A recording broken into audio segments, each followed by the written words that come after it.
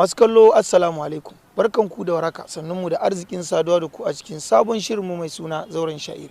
Shirin zauren sha'irai shiri ne da zai ringa kawo muku al'amura da suka shafi sha'irai. Shirin zai ringa ziyartar sha'iri har inda yake domin jin ta bakinsa. A yau shirin namu ya ziyarci ɗaya daga cikin sha'irai mazauna garin Gombe. Wannan ba wani bane illa Rabil, wanda aka fi sani da Rabil Jos. Ku biyo mu a cikin shirin don ganin yadda tattaunawar tamu za ta kasance.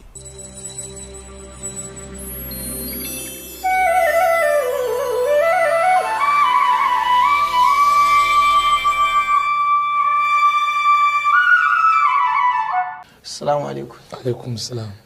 Sai di Rabil, barka da shigowa cikin shirin zauren sha'irai. Barkan da malam babba.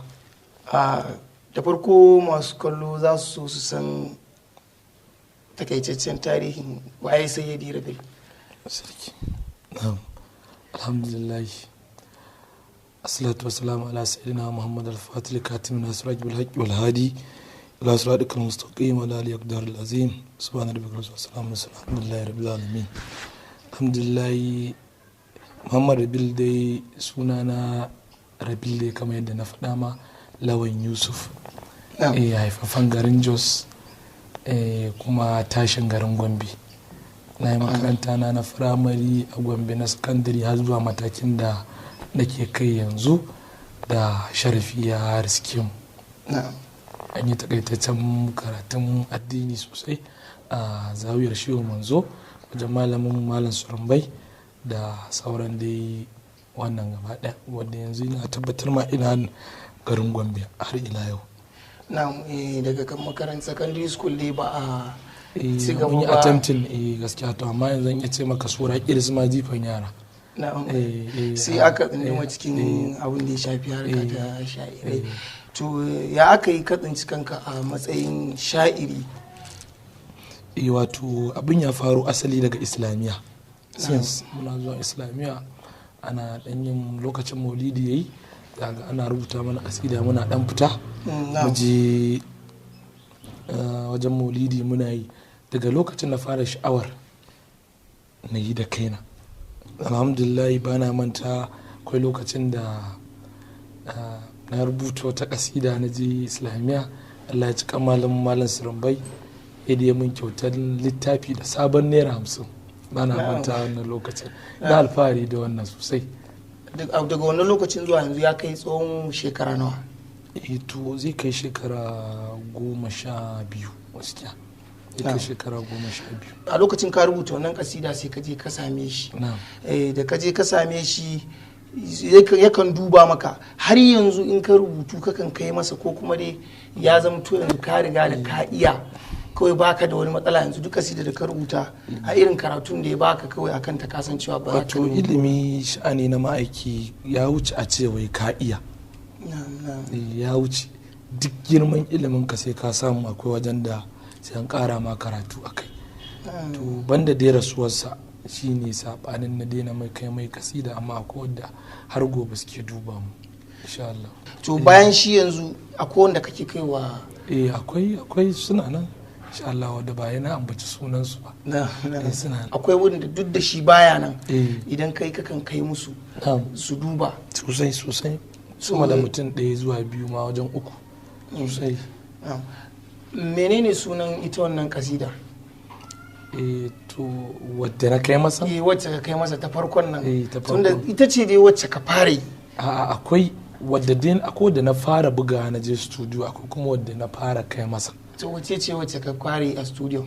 Ita na kasidan Maulana Shehu Abdul Fatih ne. Mai isa da alfarma Sheikh Abdul Futuhati.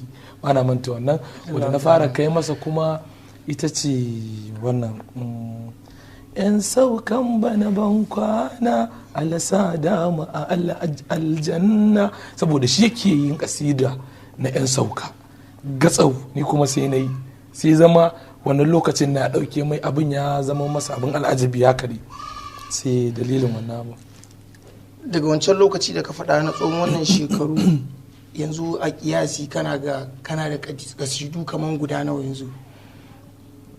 Ba su da wani yadi ba su da wani yawa wallahi dududu ni ba ma abocin buga ne kasida haka ta buga ba sai dai ina da su a rubuce da yawa gaskiya kawai in abin ya zabure ne sai ka ga wadda ba ta kan layi sai ta kasance ka gane akwai sun kai guda na ƙure ce maka 33 zuwa da 4 da 5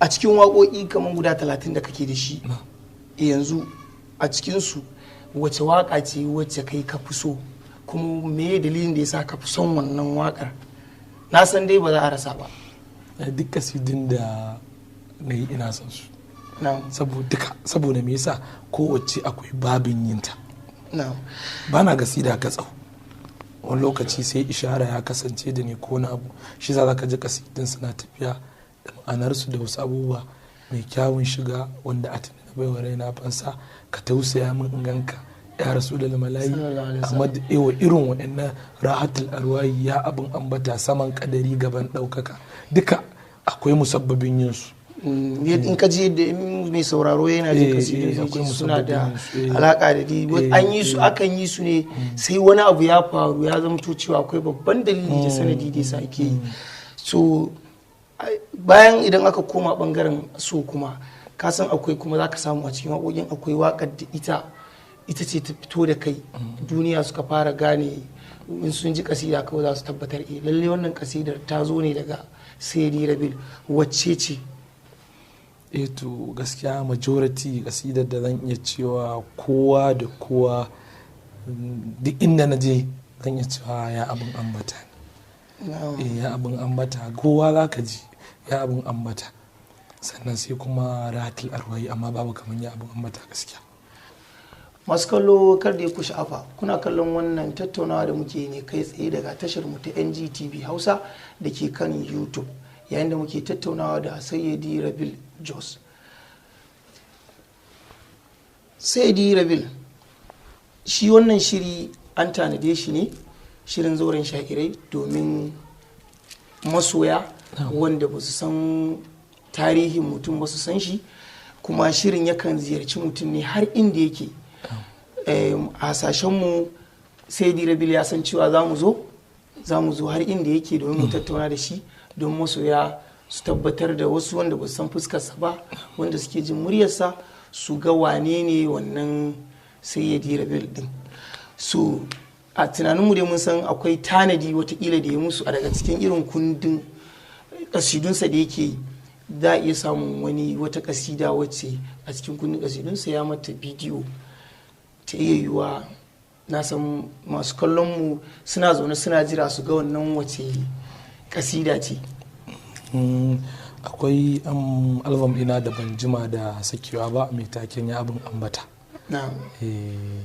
akwai kasidu guda 3 a ciki akwai rahatul arwayi akwai mardiya akwai ita ya abin ambata a ciki insha Allah na'am Sayyidi Rabil za mu so yanzu ya dan rera mana wannan ita ya abin ambata din mu ji ya abin ambata saman kadari gaban ɗaukaka ma'aiki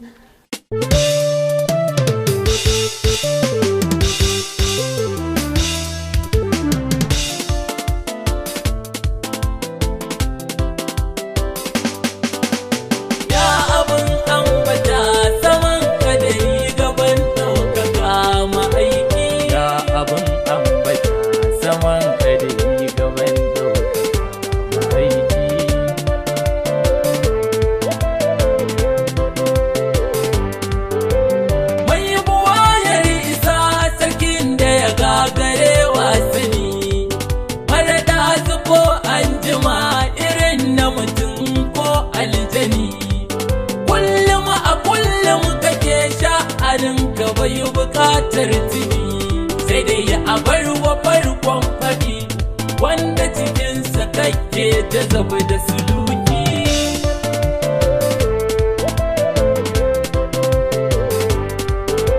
Allahu sunanka ne kafirin zambi takenka ne roƙo nake salati kai waɗayan da motsinka ne balaraban saudiya a rati garin su birnin ka ne sa'ali sa'ab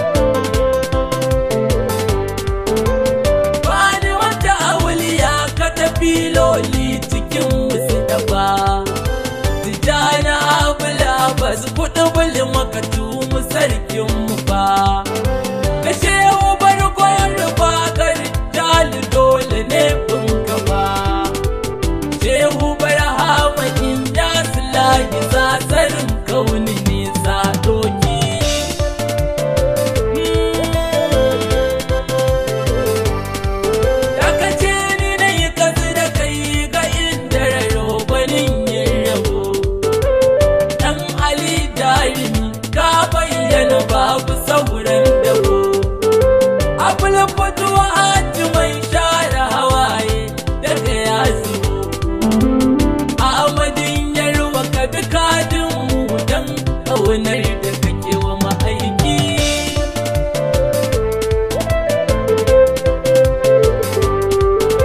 salama ala akiri salama ala awwali salama ala batini salama ala akmali salama ala zahiri salama ala mubajjali amsa aka ce in shigo bakurai shekun mabahashimi na balki ya abin ambata saman kadari gaban daukaka ma'aida galibin makalubi sautin da ya cinciye ta sautuka birjin kadai lawuke saurara kabalin tajika sautin da ya motsa zatin allahuran da ba mai daka a raju mai jinjina ga wanzancen da ya mana sutura ba mu da baki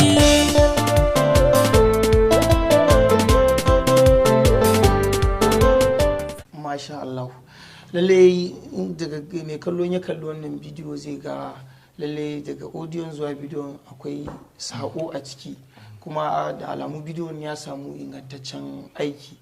Alhamdulillah gaskiya mun an lalata lokaci da tunani da waye don ma akwai sauran waƙoƙin da mu gansu ba wanda mu gani wancan sun fi ɗawainiya an tsaya dai kan mun yi ƙoƙari dai mu ga an kawo wani abu sabo kuma shine dama tunanin mu. Kasan duk da cewa ana kasida ne wasu kasan idan aka ce waka kamar bangaren abin da ya shafi kasida in za a yi bidiyo ko wani abu sai ka ga ba a yin kokari wasu suna yi kokari amma sai ga kamar wani ba a kokari wajen sabunta abun ko a shigar da zamani ciki ya kamata a ce duk wata kasida da za ka yi bidiyonta to abu za ka iya shigar da zamani a ciki saboda ai an waye yanzu ba kamar da ba ne kada a yi tunanin wasu ya irin wasu waƙoƙi ne wadda ba su shafi bangaren yabon manzo Allah ba sai ka ga mutane sallallahu alaihi wasallam sai ga ba sa mai da hankali wajen inganta abu sai ka kalli na ce ma waƙar farko da ta tsakiya zuwa ta ƙarshen kowace an bata lokaci an bata dan wannan muni shine hadafin mu ma shine na da foundation babul kairati wannan shine hadafin babul kairati ta ya za ta sake upgrading al'amarin updating nasa sake yanzu kaga irin ratul arwayi akwai wakar da na gidana na fara aka rako ne na shiga mota na fita na tafi office daga office dina na fita na je na gana da patient dina daga na dauki mata na tafi supermarket daga na da end of the day a garden na gari na kare wakar akwai wadda kuma daga cikin gari muka fara muka haɗu da manoma ne makiyaya ne da mai gari da kowa ƙarshe aka je a kare waƙar kaga wani abu ne da ya taɓa culture wannan ya taɓa kuma wannan to shine wannan shine mahadafin shi yasa duk al'amarin zamani dole kai ka tafi da shi saboda me yasa zaka zama outdated kuma dama wani abu ne da ake yi don jama'a to kaga akwai bukatun a ringa yin abin da jama'a din zai kasance suna son shi wannan abu.